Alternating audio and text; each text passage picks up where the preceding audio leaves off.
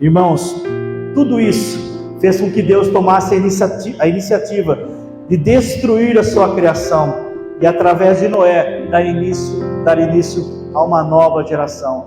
A desobediência do povo, a insubordinação do povo, o pecado do povo fez Deus destruir aquela geração.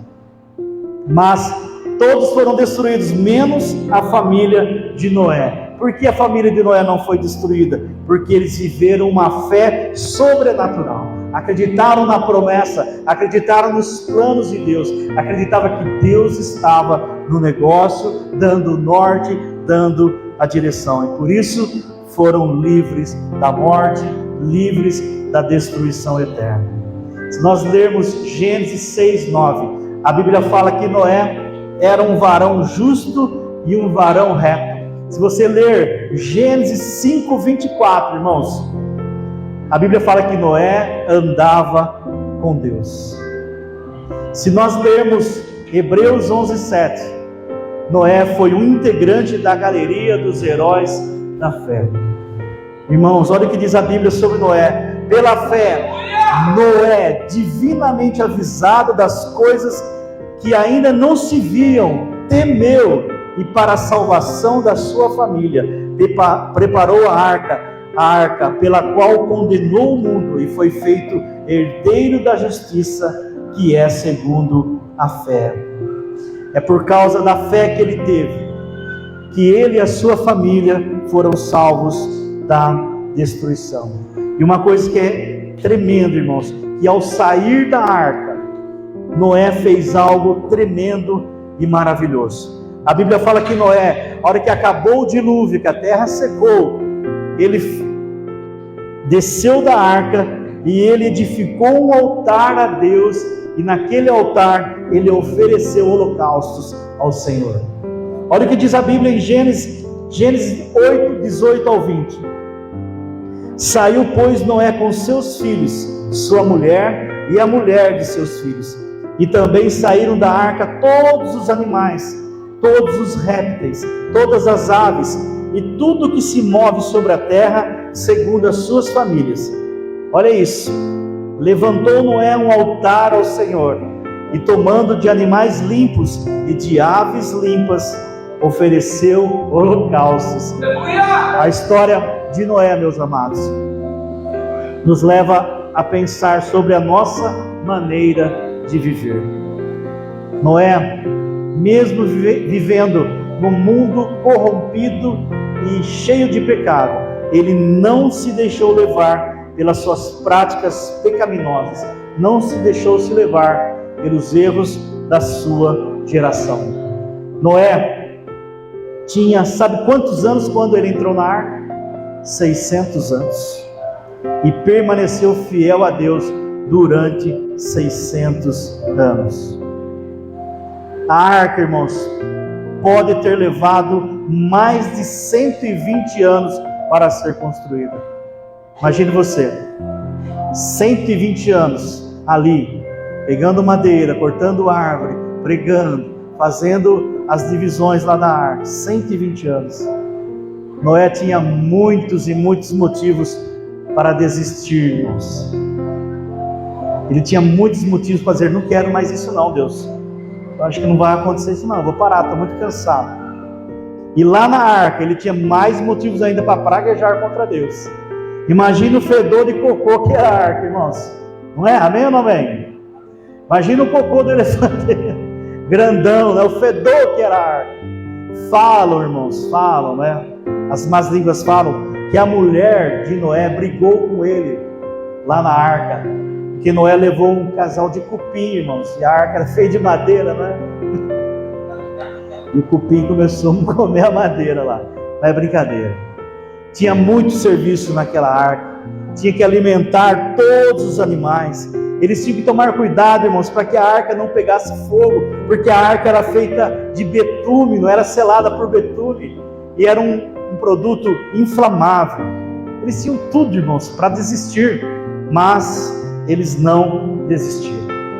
Permaneceram fiéis, tiveram fé naquilo que Deus havia colocado no coração deles.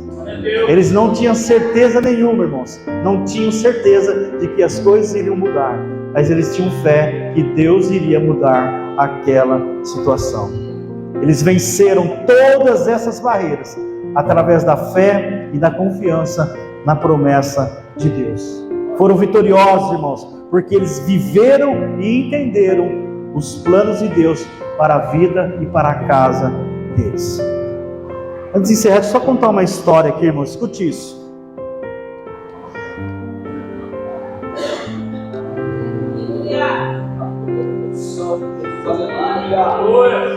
Escute isso.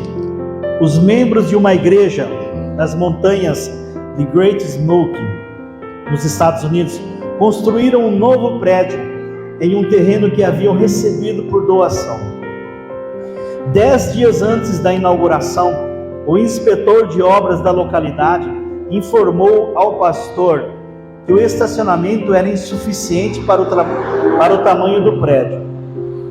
Se a igreja não dobrasse o tamanho do estacionamento, não poderia usar o salão. Infelizmente, a igreja já havia ocupado cada polegada do escasso terreno, com exceção da colina de terra que ficava atrás do prédio. Para criar mais vagas no estacionamento, seria necessário remover aquela montanha de terra. Na manhã do domingo seguinte, o pastor anunciou corajosamente que à noite queria reunir-se com todos os membros da igreja que tivessem fé para remover montanhas. Eles teriam uma noite de oração para pedir a Deus que removesse a coluna e providenciasse o dinheiro suficiente para asfaltar o estacionamento antes da inauguração no domingo seguinte. No horário combinado, reuniram-se para orar 24 dos 300 membros da igreja. Eles oraram durante cerca de 3 horas. Às 22 horas, o pastor disse o último amém. Conforme está planejado, ele declarou: inauguraremos o salão no próximo domingo, garantiu ele pela fé. Ele disse: Deus nunca nos abandonou e creio que também desta vez ele será fiel. Na manhã seguinte, quando estava trabalhando em seu gabinete, alguém bateu com força na porta. Ao responder entre, apareceu um empreiteiro de aspecto rude que tirou seu capacete. E ele disse: desculpe, pastor, sou da empreiteira de obras da localidade vizinha. Estamos construindo um enorme centro de compras e precisamos de terra. O senhor estaria disposto a nos vender uma parte da colina que fica atrás da igreja? Nós pagaremos a terra que tirarmos e asfaltaremos gratuitamente o espaço vazio, desde que possamos dispor da terra imediatamente. Não podemos continuar com a construção do shopping antes que a terra esteja depositada no local e suficientemente compactada.